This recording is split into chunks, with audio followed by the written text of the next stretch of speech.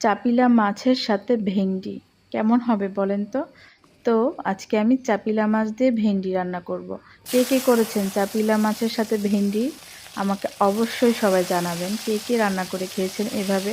তো আজকে আমিও ট্রাই করছি। তো প্রথমে ভেন্ডিগুলোকে ভেজে নিচ্ছি হলুদ মরিচ মেখে ভালো করে। তারপর আমি ভেন্ডিটা ভেজে উঠিয়ে নিচ্ছি।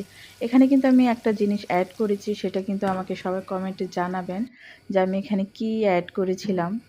তো এটা আমি বলবো না। তো এখানে আমি আলুটাও ভেজে নিচ্ছি, সামান্য একটু আলু কেটে নিয়েছি। আর এই যে আমার এই চাপিলা মাছটা, তো এই চাপিলা মাছগুলো হলুদ মরিচ দিয়ে ভালো করে মেখে নিয়েছি।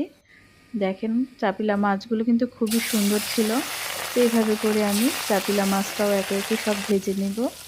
আজকে রান্নাটাও খুবই মজার হয়েছে খেতে। তো এখন রান্নার জন্য পেঁয়াজ দিয়ে দিলাম কড়াইতে। তো পেঁয়াজটা একটু ভাজা ভাজা করে এখানে আমি হলুদ মরিচ পরিমাণ মতো সব কিছু দিয়ে দিয়েছি। ভালো করে মশলাটা কষিয়ে নিলাম। এই পর্যায়ে কষানো ভালোভাবে হয়ে গেলে আমি এখানে পানি অ্যাড করে দিব। তো পানিটা দিয়ে একটু যখন জাল হবে, পানিটা অনেক জাল করে নিয়েছি আমি, তার পর্যায়ে আমি দিয়ে দিলাম ভেন্ডি আর আলুটা দিয়ে। এখন এর পর্যায়ে আমি একটু মাছটা দিয়ে দিব। দেখেন তো কালারটা কত সুন্দর এসেছে। তো এখন এই যে মাছটাও দিয়ে দিয়েছি, মাছটা দিয়ে একটু ঢেকে রাখবো। তো এই যে আমার রান্নাটা প্রায় হয়ে এসেছে। এই পর্যায়ে আমি কাঁচামরিচ দিয়ে দিলাম, ধনেপাতা কুচি দিয়ে দিয়েছি। এখন দেখেন তো তরকারিতে কোনো আঠা আঠা ভাব আছে কিনা।